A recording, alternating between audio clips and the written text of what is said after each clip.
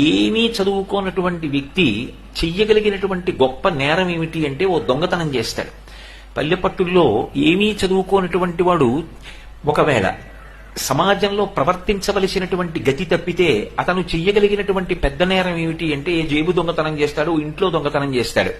అదే బాగా చదువుకున్నటువంటి వ్యక్తి, చాలా పెద్ద స్థానంలో కూర్చున్నటువంటి వ్యక్తి, తన కింద పనిచేస్తున్న కొన్ని వందల మందికి మార్గదర్శనం చెయ్యవలసిన వ్యక్తి, తన ప్రవర్తన ద్వారా 10 మందికి ఆదర్శవంతంగా ఉండవలసిన వ్యక్తే దోషభూయిష్టంగా ప్రవర్తించి తప్పులు చేసి ఆ తప్పులు కావని తనకున్న మేధస్సుతో ఒప్పులని నిరూపించే ప్రయత్నం చేశాడనుకోండి, అటువంటి వ్యక్తిని కట్టడి చేయడం అంత తేలిక విషయం కాదు.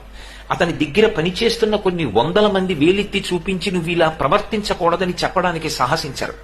అందుకే అందరికన్నా ముందు జాగ్రత్తతో కూడుకున్న జీవనం ఎవరికి ఉండాలి అంటే బాగా చదువుకుంటున్న వాళ్ళకే ఉండాలి.